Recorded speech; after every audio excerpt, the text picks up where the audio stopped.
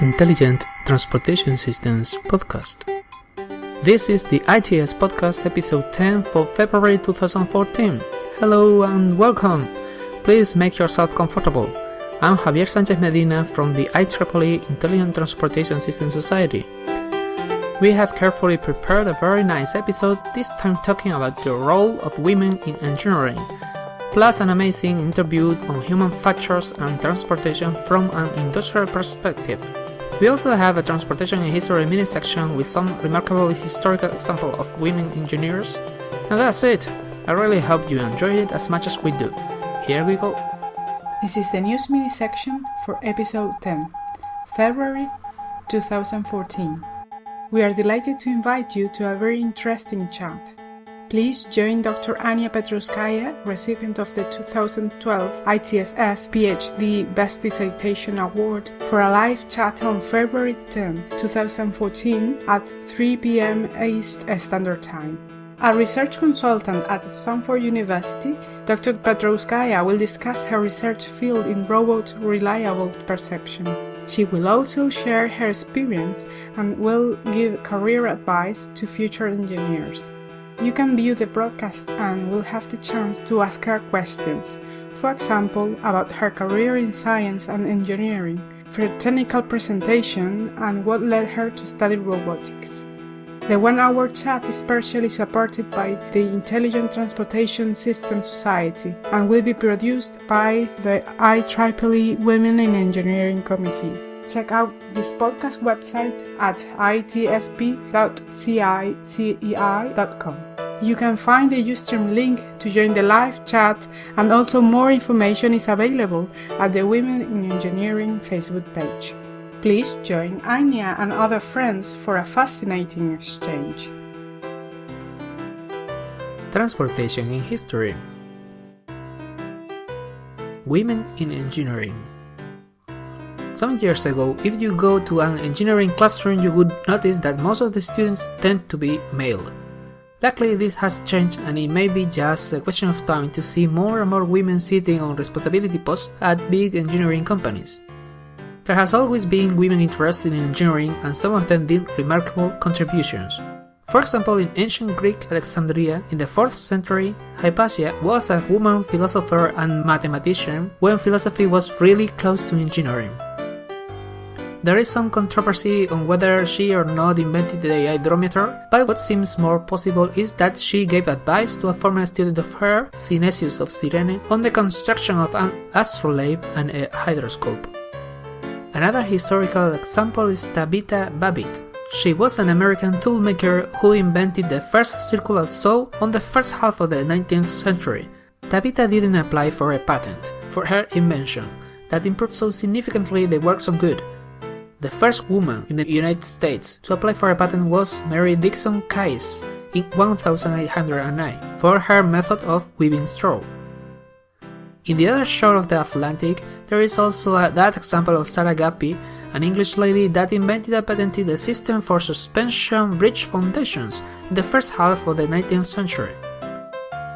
A fantastic fact about that lady is that she never sought to charge a license fee for her invention.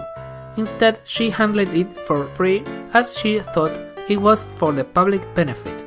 She and her family were also involved in the US Great Western Railway construction as a sort of consultant. In 1841, she wrote a letter advising them to plant willows and poplars to stabilize embankments. There are more and more examples, some of them regarding transportation engineering. For example, if you're listening to this podcast in your car and it's raining out there, please turn on the windshield wipers, invented by Mary Anderson in 1903. Please check out this podcast post at ITSP.cicei.com for links with some examples of the tremendous past and present contributions of women to engineering. Have you ever used your smartphone or your tablet PC while driving? Well, you shouldn't. However, we may be seeing more and more often tactile devices in our vehicle dashboards, but they must be carefully designed or it may become a new safety threat. Are you curious? Here's today's interview. My guest today is Cristina Olaverri Monreal. She is a specialist on human factors applied to intelligent transportation research. She's an active collaborator on a number of projects with car makers like BMW, Honda, etc. This is not the first time we talk about human factors in the ITS podcast. We interviewed Professor Frank Druce in our 2013 September episode. He's a human factors specialist from the American Psychological Association. However, with Dr. Olaverri today, we are interested in her industrial insights. She earned a master's degree from Ludwig Maximilian University of Munich in 2002, and she received her PhD in 2006 in cooperation with BMW. Dr. Olaverri has also worked as a researcher at several institutions in the US, but is pleased to be back now in Germany at the Technical University of Munich. Hello, Cristina. Welcome to the ITSPodcast. Hello, Javi. Thank you very much for extending an invitation and for welcoming me here today. Right. Cristina, could you please introduce yourself to our listeners? Sure. My background is in computer science with an emphasis on human-machine interaction. I studied computational linguistics, computer science, and phonetics at the Ludwig Maximilian Universität in Munich, and then completed my PhD focusing on the topic of internationalization and localization of driver information systems. And I did this all in cooperation with BMW in the Human-Machine Interaction Department. The different acceptance of the iDrive controller as input modality to enter information in the driver information system in several countries was the basis for this research. Mm-hmm. I concluded that the structure and organization of such information should be adapted to different cultures, and for this reason I proposed an automatic system to accomplish this task. Afterwards, I moved to the United States, and then there I worked in the industry in the same field of software localization and internationalization, and later I worked at the University of Porto in Portugal, where I went back to research and worked on VANETs, focusing on human factors. Right now, I am with the Technical University in Munich. I have been there already for 2 years, and I'm investigating complex dynamic scenarios that are critical in decision-making processes, such as driving a vehicle. And my goal is to minimize the barrier between the user and the technical systems the user is interacting with. I work on vehicular multifunctional systems as well as driver behavior, driving simulation tools, and generally speaking, research concerning intelligent transportation systems. Mm-hmm. That's right. Human factors, again, why? Could you please explain why can't we just let the scientists and engineers to do their job and advance the vehicular technology as far and as fast as they can? Yeah, I think the engineers should, of course, continue with the job, and vehicular technology should always be advanced. Nowadays, a diverse array of services and driver assistance systems are continuously being developed, and these in-vehicle applications interact with the driver, providing information or requiring input information from the driver. However, we need to take into account that the information required from these in-vehicle devices must be useful, simple, and also well organized. For this reason, it's very important to have an intuitive and simplistic approach to the design, enhancing driving behavior and also experience. New cars are equipped with innovative driver information systems or advanced driver assistance systems that have been conceived to support the driver. However, in some cases, it seems that human factors have been not appropriately considered during this design process, and instead emphasis has been placed only on the underlying technology of the new services. As a result, this system generates an ever-increasing level of exposure to information that a driver must mentally process, and such a considerable additional demand of cognitive processing tasks that arise from this interaction can lead to a delay or worse, to an interruption in the cognitive processing of road-related information. This can have consequences such as a longer reaction time when a certain action is required from the driver that can affect the road safety. And for this reason, in-vehicle systems must be easy to use and they have to facilitate the access to applications independently of the technical knowledge of the user. I think an optimal user interface should enable an intuitive interaction with the in-vehicle devices and, of course, not increase the cognitive load of the driver. In light of this, it is very important to investigate the ideal manner of interacting with a variety of sources of information so that we can establish guidelines for optimizing these systems. Mm-hmm. But does your colleagues in your research field make friends with engineers, or do they run away from you fan spoilers? Well, human factors deals with the design of devices that fit the human body and the skills we need to carry out any task. So we call these cognitive abilities. And the field of human factors involves several academic disciplines and is for this reason what we call a multidisciplinary field. For example, we have people involved from psychology, biomechanics, industrial design, graphic design, statistics, anthropometry, and of course, engineers. People with all these different backgrounds work closely together to reach the best results that best fit the needs of the user of a certain product. So answering your question, nobody runs away from anybody because we all work together and cooperate to produce the best possible product for the user. Mm-hmm. Okay, I see.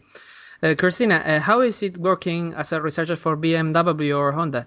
Maybe you would agree with me, kind of conceptual or theoretical work field. Do you perceive interest in their side or to modulate their edge developments according to your recommendations, or is this just a cosmetic? Is human factors really important for these big companies? Mm-hmm. This is actually a very interesting question. What you have to keep in mind is that in the end, what the car industry wants is, of course, to be successful in the market. Mm-hmm. For this reason, considering safety aspects is a high priority for them. And not only this, but also the applicability and fulfillment of the product for the user. To be accepted in the market, the product in question will have to comply with certain characteristics, like enable an efficient and effective use to perform a driving task, what we call the usability, and also it will have to be valuable for the user because of the hedonic characteristics. This is the same that saying that it creates an experience that can be enjoyed by the user. Mm-hmm. This all is what we call the user experience, and involves the person's behavior, the attitudes, and the emotions about using a particular system or device. It also includes the affective, meaningful, and valuable aspect of the interaction with a product and product ownership, and also, as I said before, how a user considers the product in terms of ease of use and efficiency. As you see, this perception regarding a certain vehicle in our case is very subjective. So car manufacturers are very interested in providing the customers with vehicles that enhance safety while providing the best driving experience for drivers. And this can be achieved by a particularly attractive design, also including, for example, entertainment systems, or by further applications that support the driver in the driving task.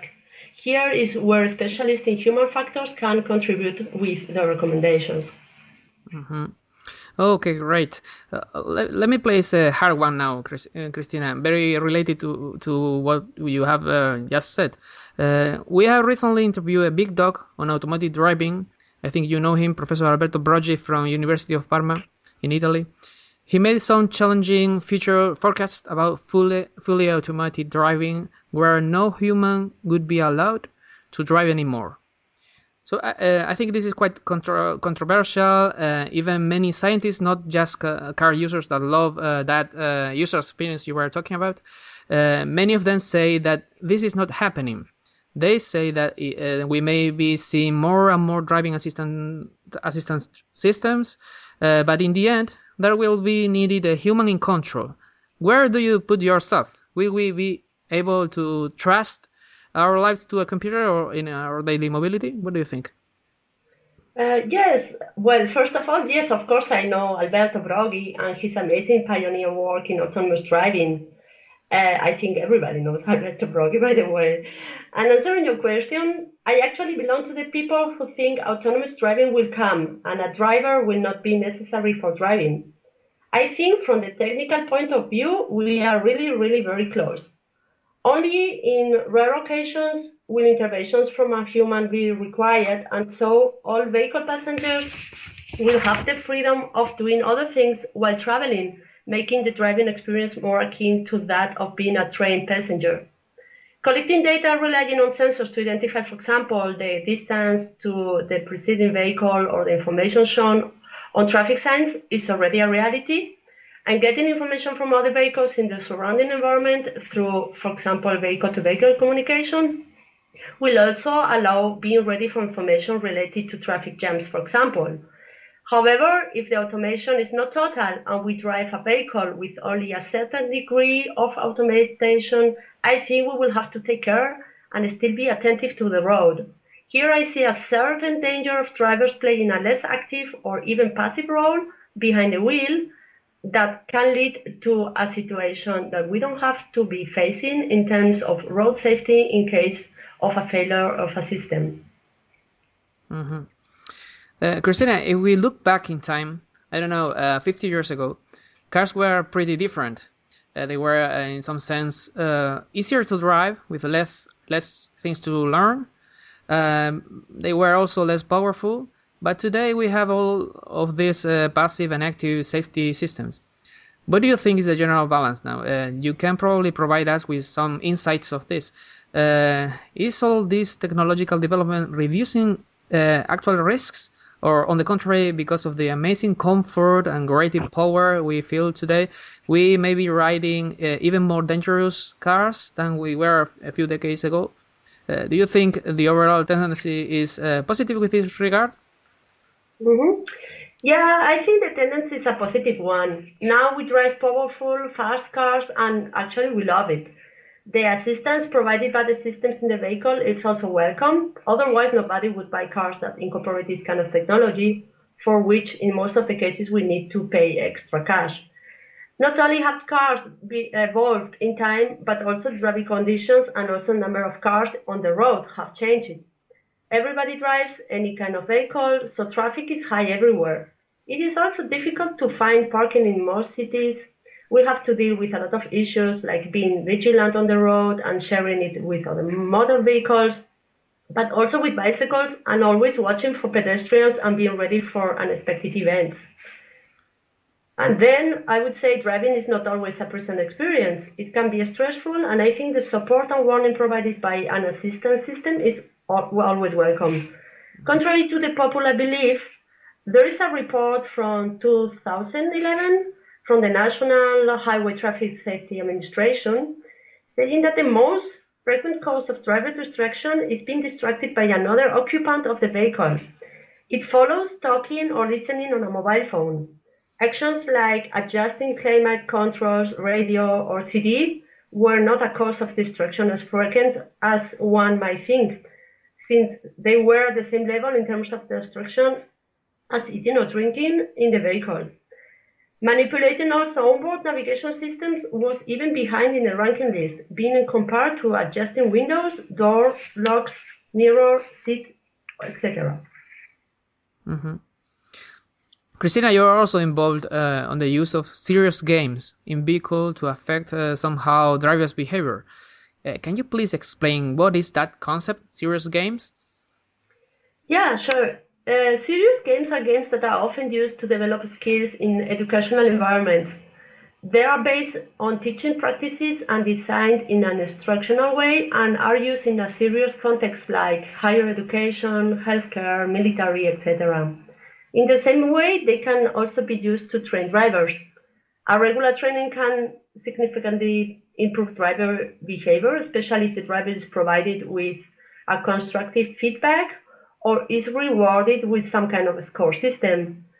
Serious games incorporate many different concepts of learning, such as learning by doing and naturally from mistakes as well. If serious games are effective and engaging, they also motivate the players to play frequently and long, promoting in this fashion the players' memorization abilities. For all these reasons, a serious driving game might enable a long-term behavioral shift towards safer driving, and they represent a perfect framework to train drivers frequently towards a driving performance enhancement and also to evaluate the driving performance. So you think you can make drivers more responsible and careful through that? Yes, of course, because of this educational purpose. Serious games can mimic different driving scenarios and different driving conditions so that the driver can be particularly trained to deal with various traffic conditions. For example, exposing drivers to stressful driving situations with a lot of traffic within this controlled and safe environment can be effective to learn how to deal in certain situations, keeping calm and being polite with other drivers. Okay. Well, we now need to make a short break, but this interesting interview will continue in no time, so please stay tuned. Hello again. Do you hear every ITS podcast? Well, thanks for that. And don't you think there might be many colleagues out there that would like it as much as you do? Come on, give us a hand. If you're a good follower and help us disseminating this new publication, you may even win an iPad. We are running a contest to find the best follower of this show, and it will be open until April 30, so you still have time. During this time period, we will determine who is the most active listener based on activities to inform others about ITS Podcast using, for example, Facebook, Google+, Twitter, or LinkedIn. And if you really want to win, you may go even beyond and disseminate our show using your university distribution email list or any other broadcast way you can imagine. We just need to get proof of your efforts to our email, ITSPodcast@gmail.com, ITSPodcast@gmail.com. The contest winner will be announced on the May 2014 ITS Podcast episode. And now let's get back to Dr. Olaverri's interview. Thank you. Okay, we're back with our guest today, Dr. Cristina Olaverri, talking about human factors in the industry of intelligent transportation systems. Cristina, I've learned you work also on the influence of the new in-car systems to be like smartphone apps. Do you think this fashion of smartphone applications, etc., may be poisoning the minds of the new cars designers? So they make enjoyable and fancy systems that also attract too much of the driver's attention. For example, touch screens that you have to stare at to precisely manipulate. What do you think? This is a very interesting question. I am glad you asked because it is true that some car manufacturers have already started to include further applications in the vehicle apart from driver assistance systems. I'm talking about these applications that we can find in other mobile environments like smartphones or tablets. These applications could represent a further source of distraction for the driver. I see some challenges related to this trend, specifically the limited space within the car, limiting the organization of the information. For this reason, some manufacturers have also began to reorganize this traditional vehicular space, such as the instrument panel or even the center console, sharing them with digital screens in order to come up with this space available inside a vehicle. Even the rear view mirror and the windshield are being used to display information through head-up displays. Proper vehicle information visibility could facilitate driver information with device controls, assuring a smoother operation and reduction of distraction potential. Thus, it's very important to examine the visual demand these devices require while driving. Relevant in-vehicle driver information should be able to be identified at a glance. Also, the use of one or another input and output modality to interact with applications that still allow the driver to pay attention to the road need to be further investigated. Modalities such as gesture control, including touch, or speech are intuitive and complement existing haptic controls. However, they also have drawbacks. It has been shown, for example, that the speech can be a distraction factor that causes to divert attention from the road. Additionally, the speech recognition technology still needs to be further developed in order to create robust systems that are not affected by background noise. Because you mentioned also touch screens, they have become increasingly more incorporated in an in-vehicle context. They enable the management of vehicle functions that were until now controlled by hard keys or rotation controls, for example, temperatures or wipers. However, we cannot expect the drivers to interact with them like with tablets or with smartphones. In order to have drivers press the right buttons without having to take their eyes off the road for too long, these screens need to provide the driver with tactile feedback and also contain visible and easy to recognize information. Actually, it should be studied if the manipulation of tactile functions should be allowed also during driving. Touchscreens work well for small mobile devices, but in an automotive context, they demand a further effort from the driver if they are not really easy to reach. So the distance to them is an important factor in order to avoid shoulder and neck problems that are related to arm elevation. Mm-hmm. And do you think we should expect a universal approach in this sense, with more and more ADAS systems making it to lower-end models? With the interface of these systems need to change to fit the masses. What do you think? Yes, I think that with the number of in-vehicle information and driver assistance systems and also the complexity of their task growing at a very high rate in near future, we will need a clear understanding of their capabilities, and these systems will have to include user interfaces that don't distract the driver and don't increase the driver's mental workload when he's interacting with them. Traffic safety is the main priority. Also, the location of these interfaces in a central display or distributed along different screens in the vehicle is a factor to be considered. Intuitive interfaces that provide the driver with a proper in-vehicle warning and function location that enhance visibility and reduces the distraction potential will be the big challenge. Mm-hmm. Cristina, I also noticed that you are involved in analyzing the change on driver behavior from combustion engines to electric engines vehicles. Are you noting big differences there? Are the electric vehicle drivers nicer when driving around in so silent and eco-friendly vehicles? Yes, well, I don't know if they are nicer, but to answer your question, electric vehicles represent the beginning or a new technological time. They are being gradually introduced into the market, and they already represent a big chance for sustainable mobility in which the dependence on fossil fuels can be significantly reduced and road traffic emissions minimized. This new concept entails an energy efficiency gain.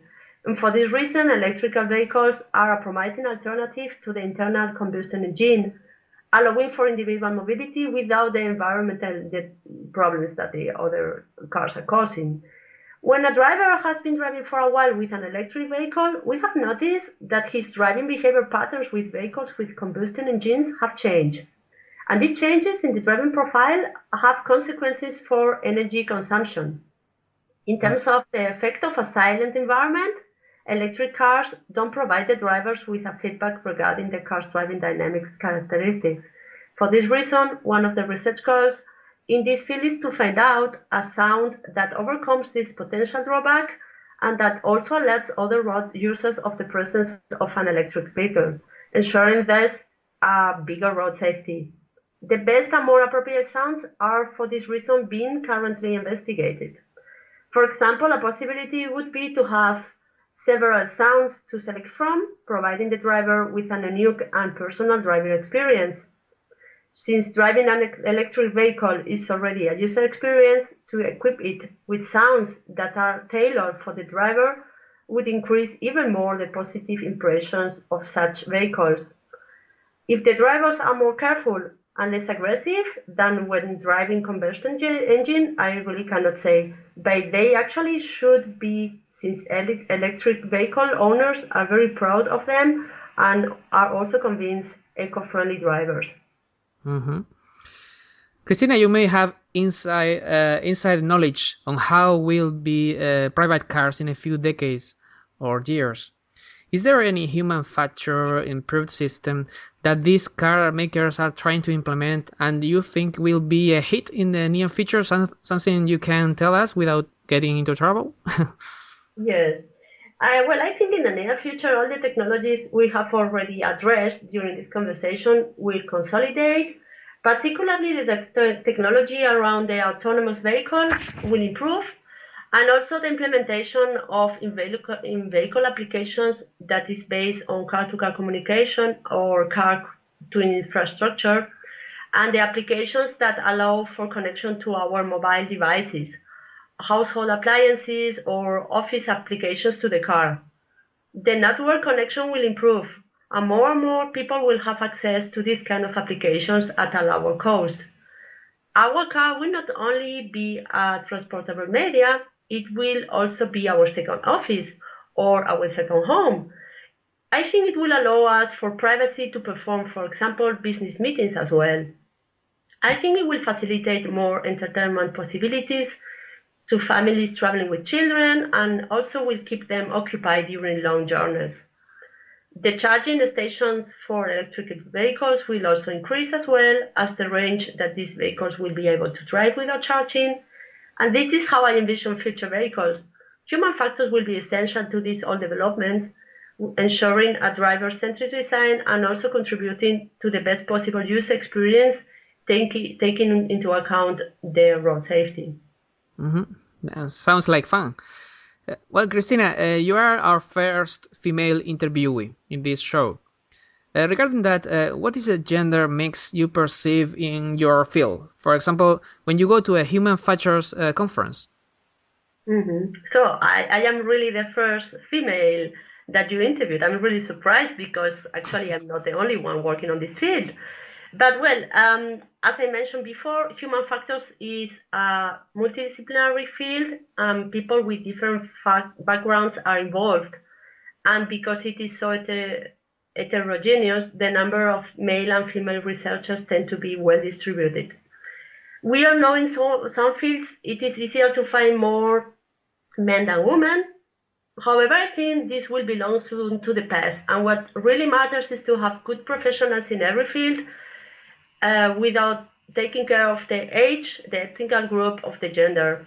I think that the number of female and male students in engineering, for example, can already be compared, but this changes, as we already know, in higher levels in the industry as well as in the academy, where it is actually still easier to find more men in leading positions. However, this is something that some governments are trying to change, introducing measures such as increasing the quota of women in higher positions. I fully agree with that. I hope this question becomes useless soon. Very well, Cristina. Thank you very much. Thanks for shedding more light in this particular and hot research topic. Thank you for your nice interview. It has really been a pleasure talking to you. Great. Goodbye, Cristina. Goodbye. Well, this one is over. We now need to close this episode.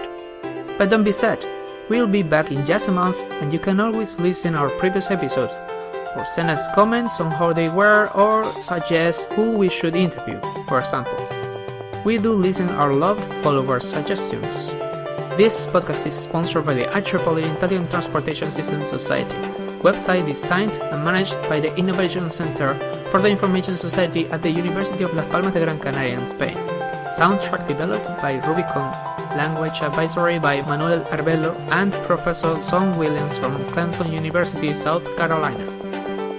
We'll be back soon bringing you again the cutting edge of science at the Intelligent Transportation Systems Podcast. Thanks for listening and drive safe.